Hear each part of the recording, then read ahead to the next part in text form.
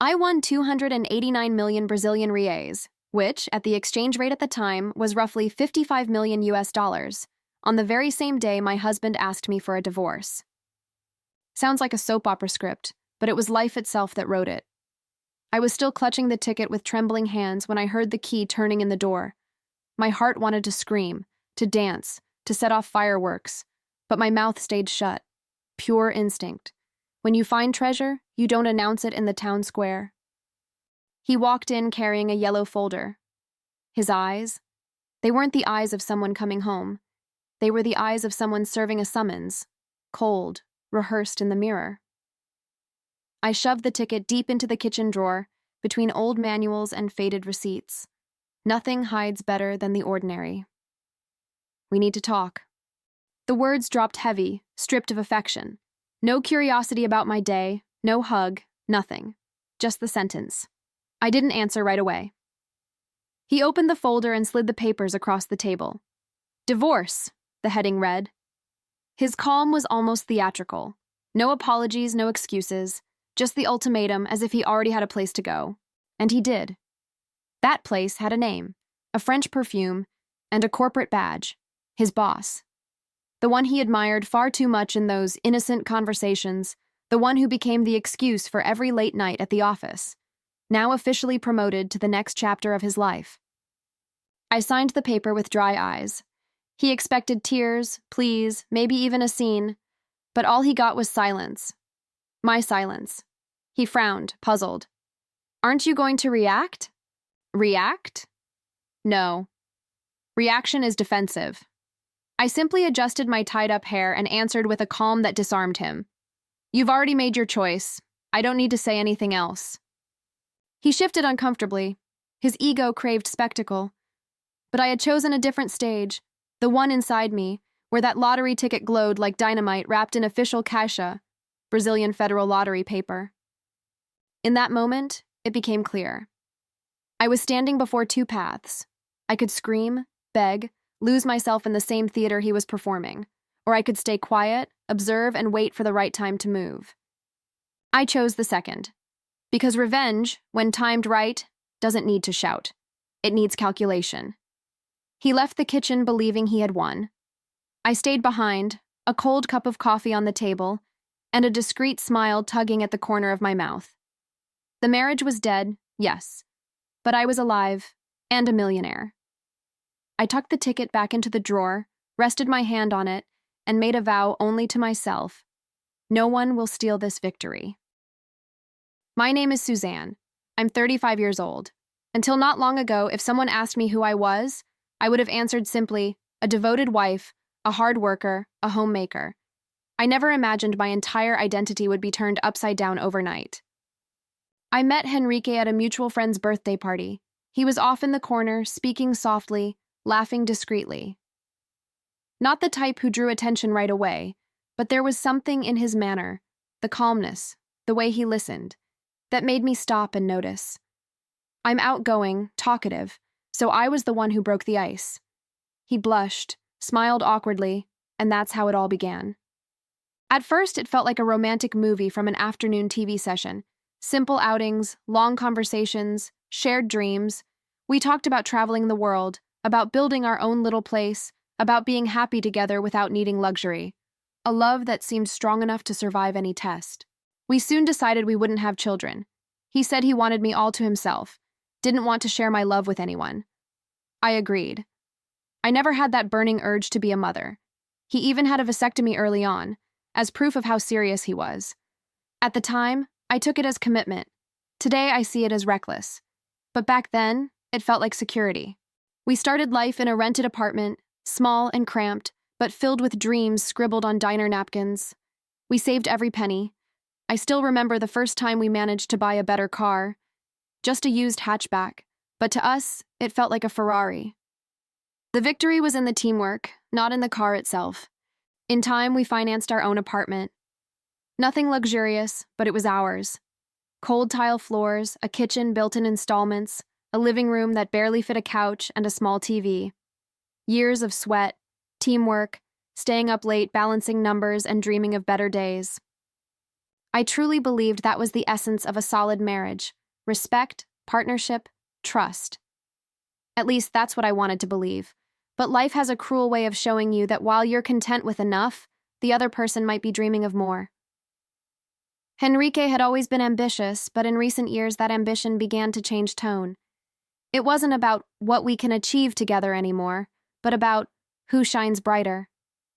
At work, he found fertile ground for that change. Over time, that became routine: meetings at odd hours, unexpected trips. When I asked, he answered with that automatic tone: new project, big responsibility. I tried to believe him. I really did. But inside, something nagged at me. The little details began to weigh on me. Shirts pressed too perfectly, cologne strong enough for a simple video meeting, his phone always flipped face down. Messages that once came full of warmth slowly turned into short, distant replies. And when I asked if everything was okay, his only answer was, "Just tired." But it wasn't just tiredness. It was something else. And that something else had a name, a last name, and a corporate badge: Camilla, his boss. I noticed the sparkle in his eyes whenever he mentioned her, disguised as professional admiration. Her vision is incredible. She has connections that open doors. She sees opportunities I never noticed. Little by little, I realized it wasn't just work he was bringing home. It was her. The nights grew colder. The bed was the same, but his body beside me felt like stone. The affection disappeared. The conversations died. I tried to start small talk. He hid behind his phone or his fatigue. The silence between us became a third resident in that apartment. I still believed it was just a phase, that patience would be enough. I was wrong. While I was fighting to hold on to what I thought was a solid marriage, he already had one foot out the door, and his eyes locked on the woman who, according to him, offered everything I no longer did. At that point, I had no proof of betrayal. I just felt it. The body knows before the mind catches up. The way he dressed up too much, the secrecy with his phone, the smiles at notifications I never saw on my screen. Each detail whispered that something was terribly wrong. And it was in that setting that the bomb finally dropped. The divorce papers, the yellow folder on the table, the "we need to talk" that leaves no room for answers. I didn't yet know how much my life was about to be flipped inside out. I didn't know that, on top of dealing with betrayal and the end of a years-long marriage, I would also have to protect the greatest secret of my life: a winning lottery ticket worth 289 million reais. And deep down, I was already beginning to understand that silence, so painful in those days, would also become my greatest weapon. And if you think you've seen it all, just wait, because the biggest twist in this story is still to come. Before we continue, hit the like button, subscribe to the channel to be part of our beautiful family, and turn on notifications. Here, every detail matters, and I guarantee you won't want to miss what comes next. As the months passed, our marriage turned into a minefield. I no longer recognized the man who walked through the door each night. The Enrique who once called me in the middle of the afternoon just to ask if I'd had lunch now forgot even my birthday. Conversations that used to overflow with plans had shrunk into monosyllables. Yes, no, maybe. I pretended not to notice, but every detail screamed.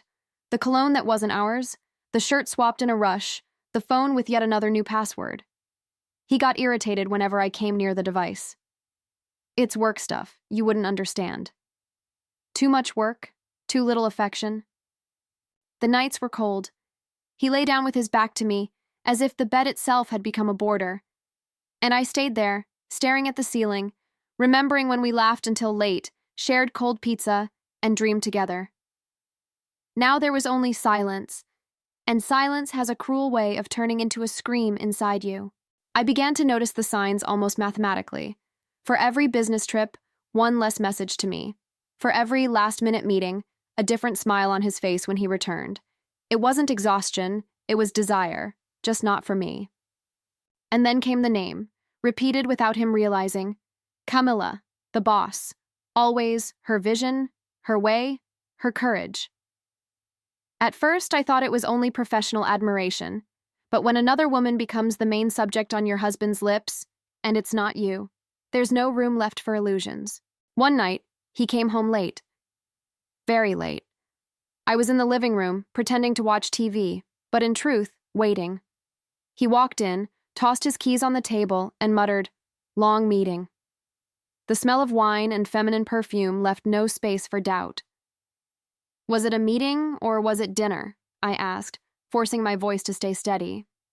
He froze for a second, then let out a dry laugh. "You're becoming paranoid, Suzanne." Paranoid. That word stuck to me like a silent slap. I knew what I felt, I knew what I saw, but he wanted me to doubt myself, and I stayed quiet. Not because I believed him, but because I feared confronting the truth that was already in front of my eyes. The following days were a badly rehearsed play. He came home, fiddled with his phone in secret, went out to take care of things. And I smiled mechanically, storing away each unspoken piece of evidence. Until one morning, while folding his shirt, I found in the pocket of his jacket a hotel receipt. Dinner for two, expensive wine, romantic dessert. No names printed, but none were needed.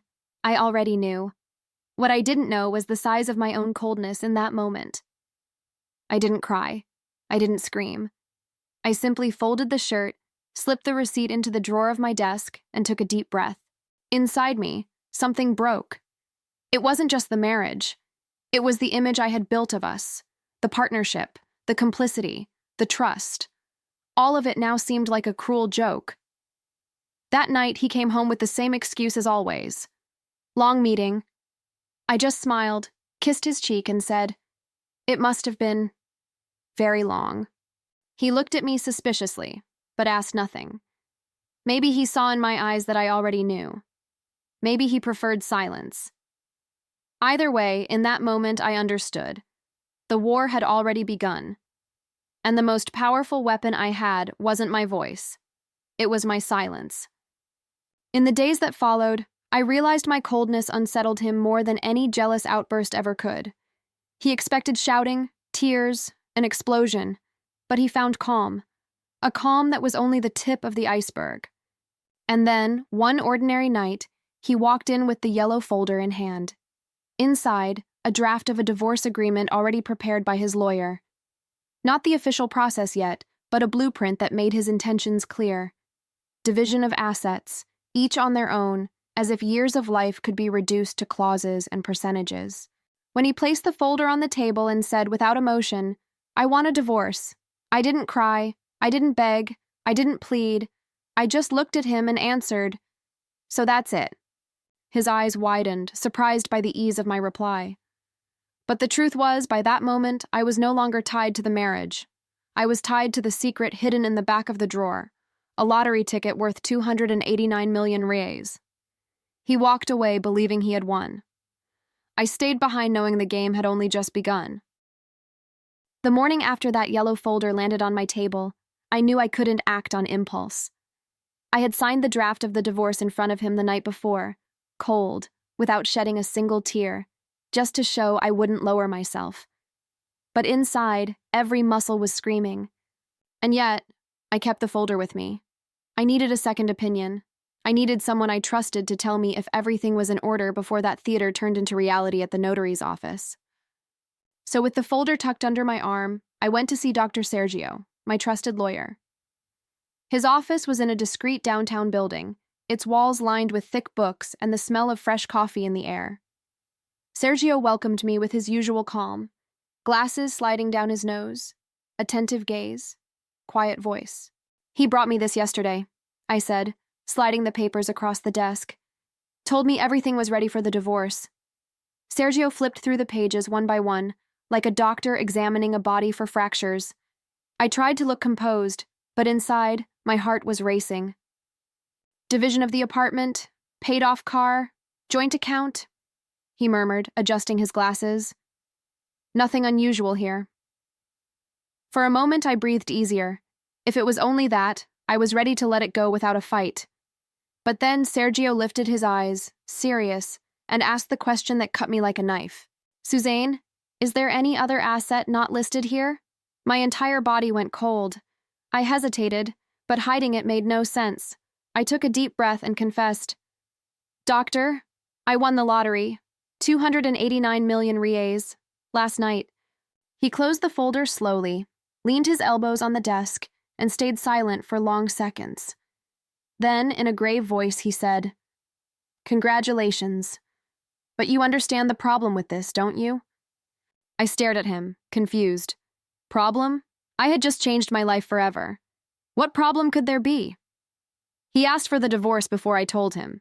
This money has nothing to do with him. Sergio sighed deeply, leaning forward. That's not how it works. Here in Brazil, what counts is the date of the draw, not the day you claim the prize. Since the ticket was drawn while you were still married, the winnings are, by law, common property. The words dropped like a sentence. Are you saying that even if I only withdraw the money after the divorce, he'll still be entitled? Exactly, Sergio replied. The fact that you were the winner while the marriage was still valid gives him the right to half. The risk isn't when you cash it in. The risk is him finding out the prize exists. I felt my throat tighten. The ticket, which until yesterday had been a symbol of freedom, now felt like a heavy chain. I pictured Henrique and his boss laughing at me, burning through my money on dinners and trips. Nausea rose inside me. So what do? I asked, my voice barely a whisper. You need absolute silence, Sergio said firmly. Don't tell anyone but me. Don't give away the slightest hint. At the notary, sign only what refers to the assets listed. Let him believe he's in control. If he doesn't know about the prize, he has no way to claim it. I closed my eyes, trying to organize the avalanche of thoughts. The ticket was hidden back home. I was carrying both a fortune and a time bomb. And if he finds out? I asked, almost breathless. Then he can take you to court and demand half.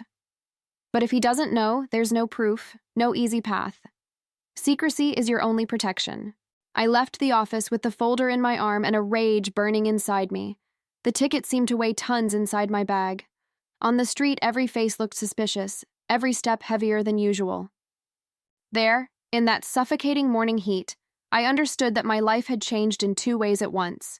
Through the betrayal that freed me from a rotten marriage, and through the prize that could trap me if I made one wrong move. Henrique believed he had already won. Little did he know that with Dr. Sergio's guidance, I was just beginning to prepare checkmate. The day of the official signing arrived. The notary's office smelled of yellowed paper and reheated coffee, mixed with the dry thump of stamps striking wooden desks. I sat before the cold marble counter, straightening my posture. At my side, lawyer Sergio remained calm, leafing through the documents with his usual composure. Henrique walked in with the triumphant air of someone who believed he was writing the final chapter of our story. His suit perfectly pressed, an ironic smile tugging at the corner of his lips, confidence written in his every move. To him, this was the day he discarded me. To me, it was nothing but the stage of a play he would never truly understand. The notary checked documents, adjusted his glasses, and asked for our IDs. The ceiling fan turned slowly overhead, its steady rhythm ticking away each second like a metronome of tension. So, we are here to formalize the consensual divorce between the parties, the notary announced, adjusting the room's microphone. The terms presented in this draft will now become a public deed. Any objections? I looked at Henrique, who held his chin high. He answered before I did, curtly. None. Nor on my part, I added with a serene tone that seemed to unsettle him. Sergio cast me a discreet, almost imperceptible look. I knew exactly what he meant. Calm, don't rush, don't reveal anything. The notary then began reading aloud each clause. The car, already paid off, would be sold and the value split 50-50. As for the financed apartment, Henrique would assume the debt and buy out my share at market price. I no longer wanted any ties to those walls. The joint account, down to the final cents, would be divided with mathematical precision. I listened to every word with a calm that wasn't natural. What to any other woman might have felt like humiliation, to me was nothing more than theater, because none of those numbers compared to the ticket hidden in the drawer at home. When the golden pen was placed before me, I drew a deep breath. The tip slid across the paper like a definitive stroke, but inside me, what I felt wasn't an ending. It was a beginning. I was signing not only the divorce, but freedom. And above all, I was sealing the silence that kept safe the prize he would never touch. Henrique signed right after, flashing the same victorious smile. It was almost laughable.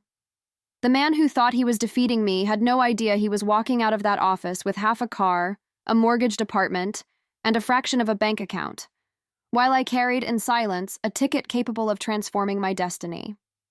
"It is concluded," said the notary, stamping the last page. "From this moment, you are legally divorced." The words echoed like music in my ears. Henrique straightened his suit, closed the folder, and stood with satisfaction written all over him. I rose as well, but silently. There was no resentment on my face, only a calm that made him uneasy. "So that's it," he said almost provocatively, waiting for a reaction. I simply smiled faintly and replied, "That's it." Sergio gathered the documents, sliding them into the black folder he always carried. As we left the office, he leaned slightly toward me and whispered, "Now the game is yours." I looked out at the bustling street, the cars rushing by, engines roaring. Henrique walked a few steps ahead, self-assured, as if he had just crushed me. But only I knew the truth.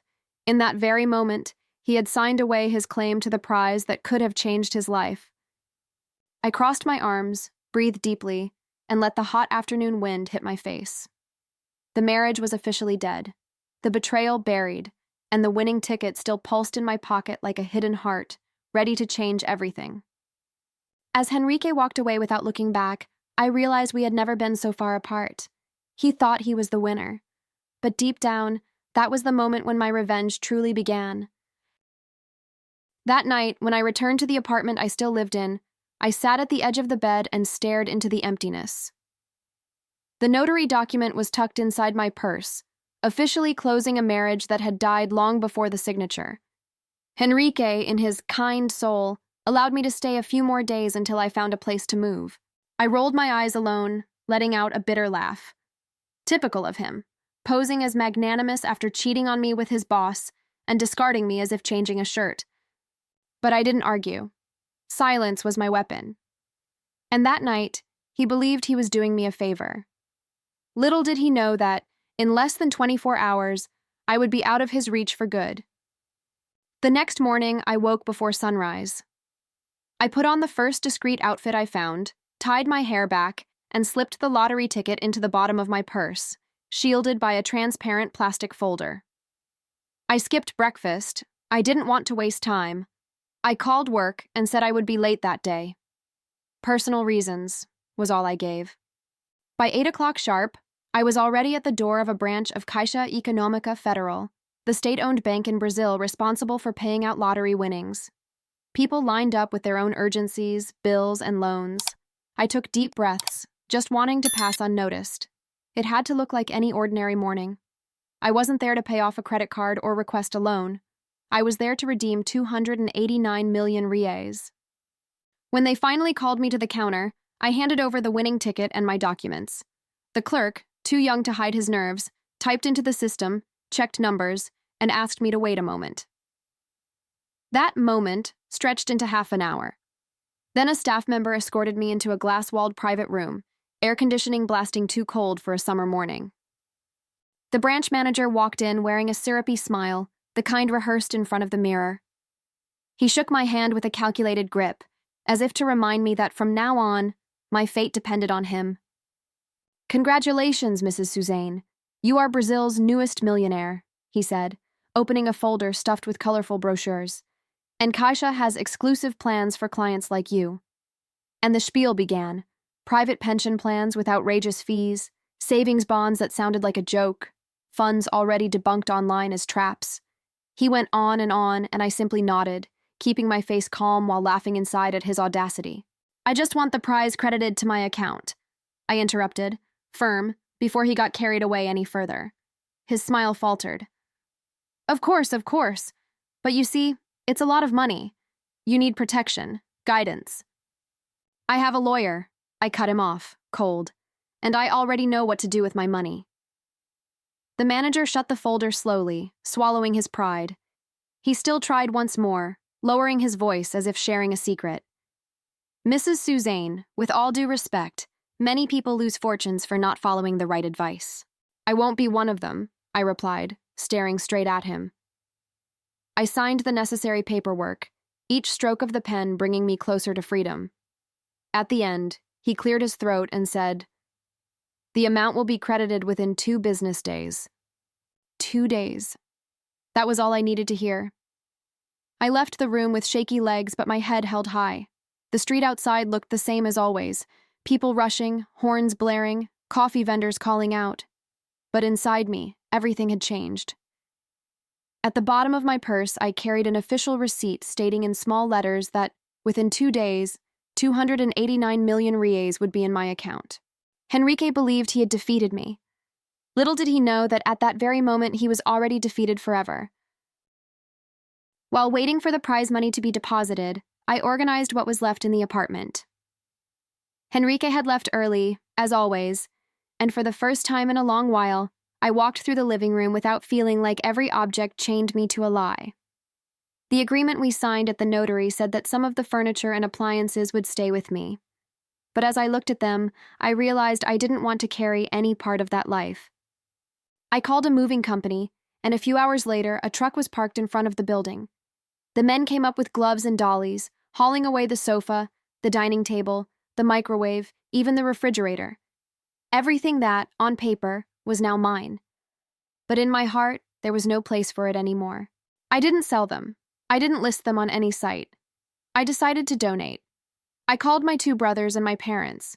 I asked them to take what they needed, to lift from the truck anything that could ease their daily burdens.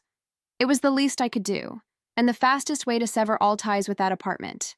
As I watched the truck pull away loaded, I felt both relief and vertigo. It was as if every piece of furniture removed was one less memory anchoring me there.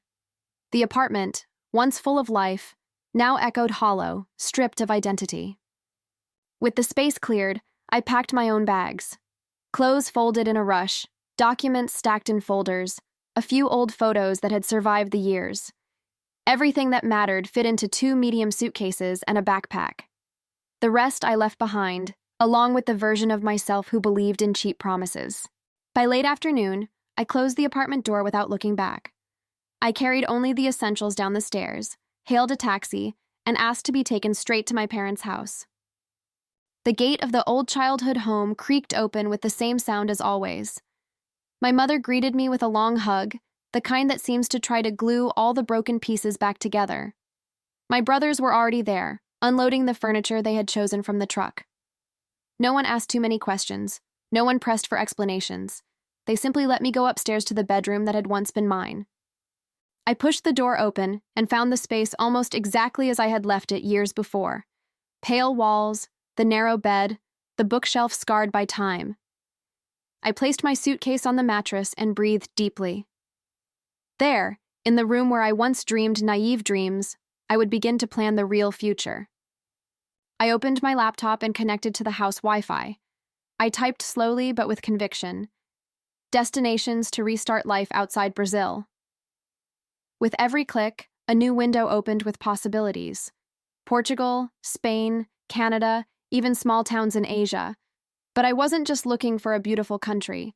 I needed anonymity, a place where I could disappear without leaving a trace. As I scrolled, the sense of urgency weighed on me. It wasn't just the fear of Henrique finding out about the prize.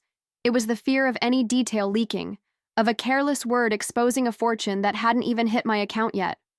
I knew that to stay safe, the best thing I could do was leave the country. Start over from zero. I closed the laptop and stared at the ceiling of the old bedroom. Somewhere in the city, Henrique was probably laughing with his boss, convinced he had discarded me like dead weight. But inside that modest room, I held in my hands a plan far greater than he could ever imagine. 2 days later, exactly as the manager had promised, I opened my online banking early in the morning, still seated at my desk at work. My heart raced before the screen even loaded. And then there it was, the number that changed everything. 289 million reais duly credited to my account. I kept my face expressionless. My coworkers rushed through the hallways worried about reports, meetings, deadlines. I was still there, officially an employee of the company, but inside, I no longer belonged to that place. I worked as an administrative analyst at a mid-sized firm.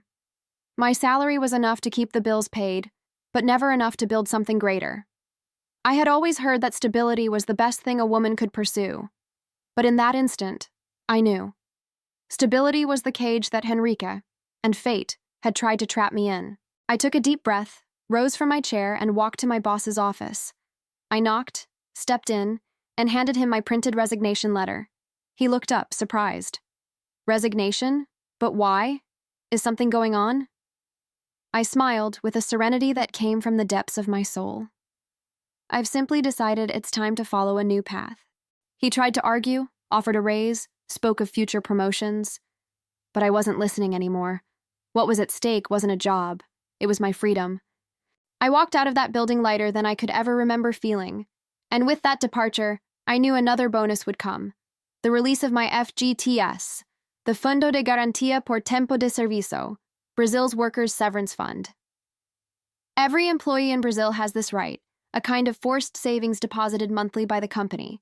Normally, you can only access it in specific situations like retirement, buying a home, or resignation. In my case, that balance would arrive as one more layer of security. A small detail compared to millions, but still relevant.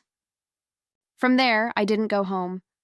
I ordered a car straight to the address I already had in mind, the investment brokerage firm I knew I could trust. I was determined because I couldn't risk leaving that much money in a regular bank account. The reception was elegant, discreet. No one looked at me twice. Exactly what I needed. Anonymity. I handed over my documents, was led to a private room, and soon met the advisor who would handle my portfolio. I explained that I had received a substantial sum and wanted 3 things: protection, to shield the assets so they couldn't easily be tracked; security, solid investments, no unnecessary exposure; growth, because having money wasn't enough, it needed to grow. The advisor asked only the necessary questions. He opened his laptop, showing me options: funds, international investments, dollar-denominated assets. I had studied all this before, but hearing it from someone experienced brought me peace. Within a few hours, I had signed contracts that opened multiple international accounts in my name, scattering the prize into safe investments outside Brazil. Each transfer felt like raising another invisible wall between me and any attempt Henrique might make to claim something. Even if he tried, there would be no way to trace what was now scattered, protected by legal structures and banking secrecy across different countries. By late afternoon, I left the brokerage with an indescribable feeling. It wasn't just the weight of the money reflected in my account statement. It was the certainty that I had taken concrete steps to guarantee that the prize would be mine alone. On the way back, I leaned my head against the car window and closed my eyes. The life I once knew was over. And unlike Henrique, who still clung to the same illusions, I was ready for something new, something that belonged only to me.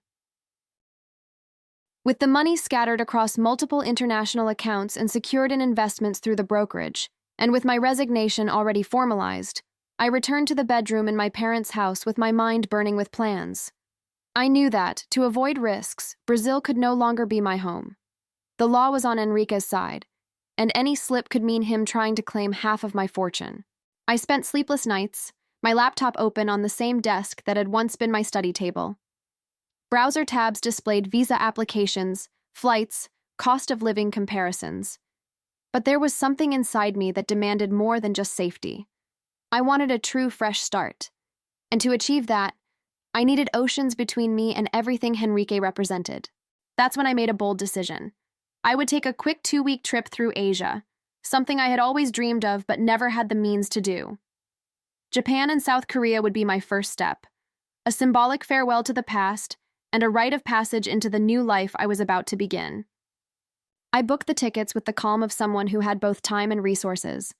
I chose discreet accommodations, lean itineraries. And when I finally set foot in Tokyo, it felt as though I had landed on another planet. The glowing streets, the neon signs flashing as if competing with one another, the respectful silence in the packed trains, all of it reminded me that the world was much larger than the apartment I once shared with Henrique. From there, I traveled to Seoul. Intense days followed, moving between ancient temples and modern skyscrapers, unfamiliar flavors and a language I couldn't understand. I was just another foreigner lost in the crowd, and that anonymity brought me the freedom I had been craving. When the trip ended, I boarded a plane to Europe. Portugal would be my starting point, not by accident, but by strategy. Sharing the same language would make my adaptation easier, and from there I could calmly decide whether to move on to another country or put down roots in Portuguese soil.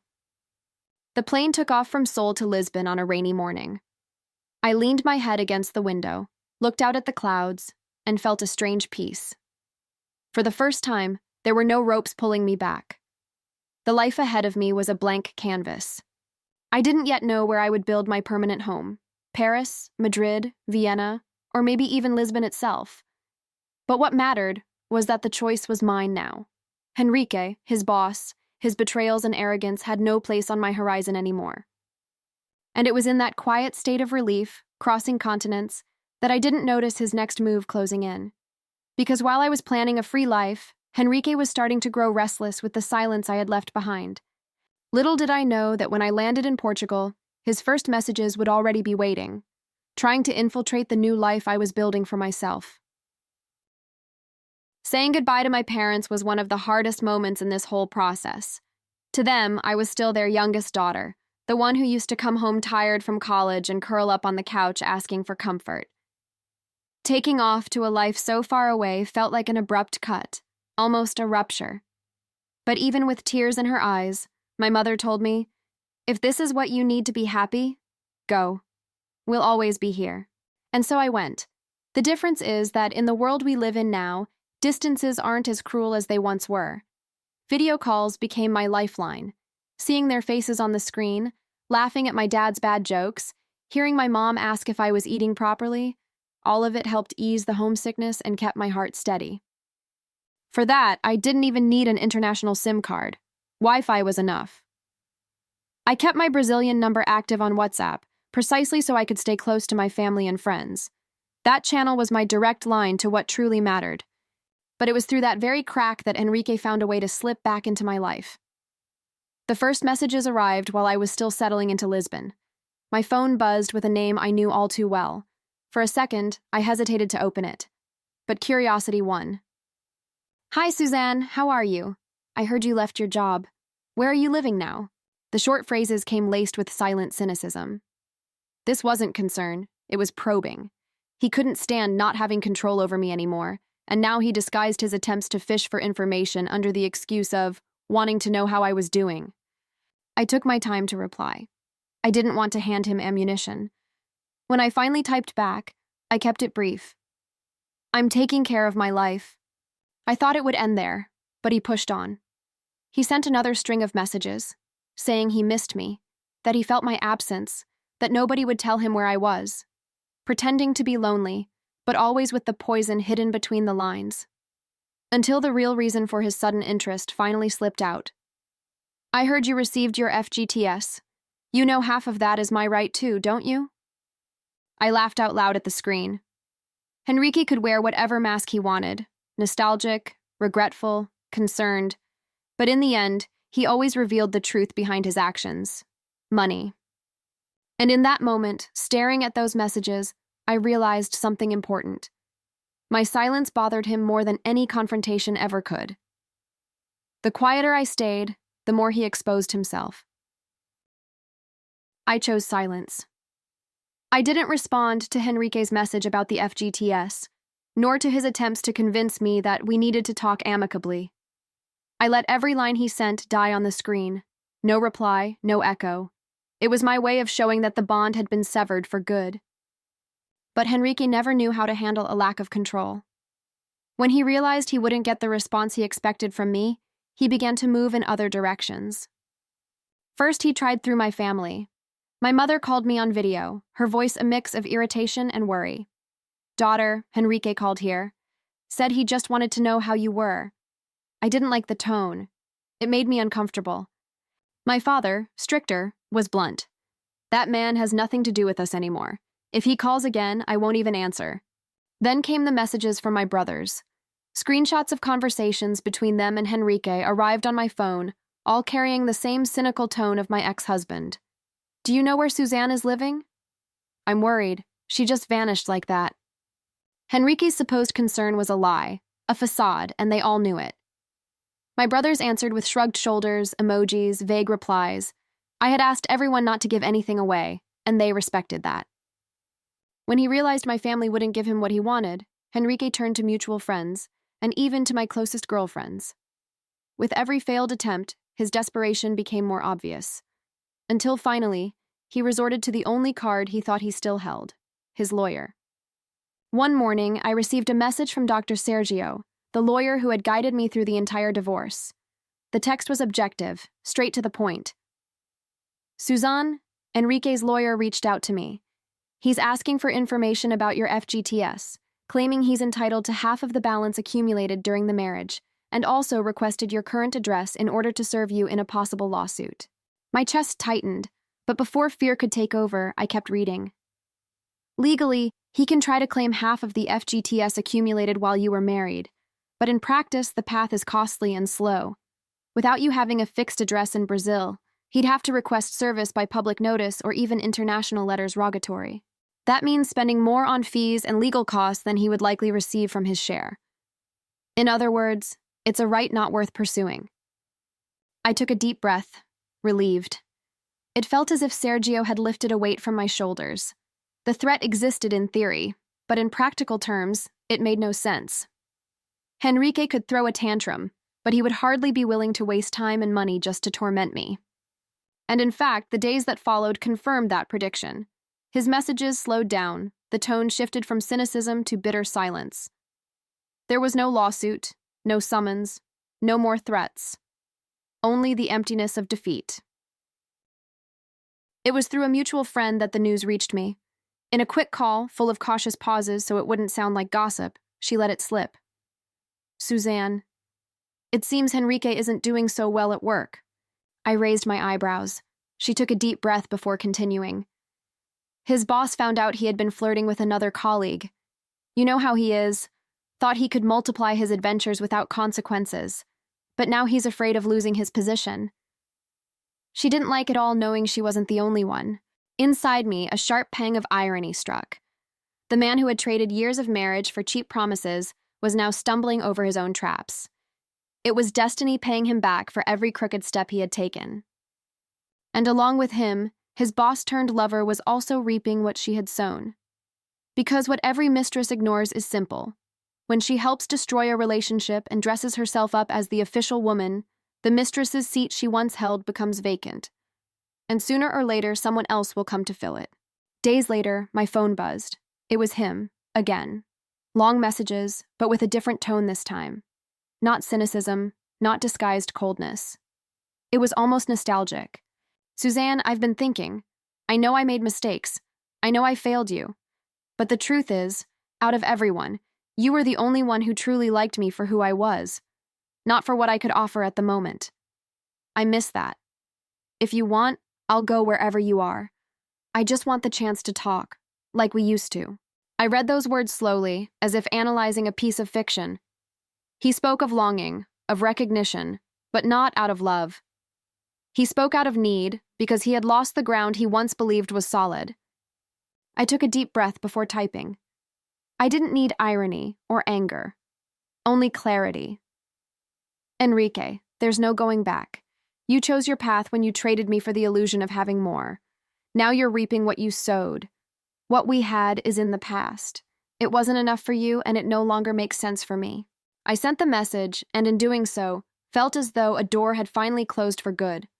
There was no bitterness, only the certainty that the cycle was over. Henrique replied with a simple, I understand. But for the first time, there was no provocation, no attempt at manipulation, only silence. And it was in that silence that I found my peace. Living abroad was no longer a shock, but a relief.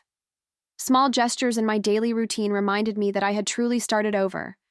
Walking alone through Lisbon's narrow streets with a grocery bag, learning how to order coffee in Italian in Venice, laughing to myself as I stumbled over new French words. Every detail carried the flavor of freedom. There were no more arguments about bills, no suffocating demands, no betrayals hidden behind a glowing phone screen. I owned my time, my routine, and above all, my silence. The money safeguarded in international brokerage accounts was only one pillar. What truly sustained me was the sense that, finally, no one could tell me who I was or what I had to do. It was on one of those trips that fate played its most unexpected trick. I had spent a few days on the French Riviera and, one evening, decided to indulge myself. Dinner at a fine restaurant in Monaco. I put on one of my best dresses, not to impress anyone, but to celebrate myself. I sat alone, ordered the full menu, and with every course, it felt like I was toasting to the new life I was building. By the time I accepted the dessert suggested by the waiter, I already felt complete. But when I asked for the check, something unexpected happened. "No need to worry, madam. Your table has already been paid for." I froze. The waiter placed in front of me a heavy, elegant business card. I read, Falkenberg Hospitality Group. I lifted my eyes and across the room saw the man behind the gesture. Tall, elegant, with a presence impossible to ignore. My instinct, however, was to refuse. I handed the card back to the waiter. "Please thank him for me, but tell him I'm not interested." I didn't want to become another woman lured in by easy promises. I knew too well what it was like to fall into golden traps. Yet, as I stood to leave, I heard firm footsteps approaching. The man walked toward me, his clear, steady gaze meeting mine as though no crowd existed around us. He stopped in front of me and spoke with a calm, deep voice. "I respect your refusal, but allow me to say, I rarely mistake first impressions. And I liked very much the one I had of you. Apparently, it wasn't mutual. So, why not give me the chance to remake yours about me?" His English was perfect, but carried a different accent, something that revealed roots from Northern Europe. It wasn't the British English I had studied, nor the American I had heard in countless series. It was unique, steady, and captivating. For a second, I didn't know if I should answer or simply walk away. But the truth is that, in that moment, something inside me whispered, my story wasn't over. Perhaps another chapter was only just beginning. If you want to discover the next chapter, my story with Adrian Falkenberg, go straight to the link in the pinned comment and watch the video that shows how that unexpected encounter turned into something much bigger.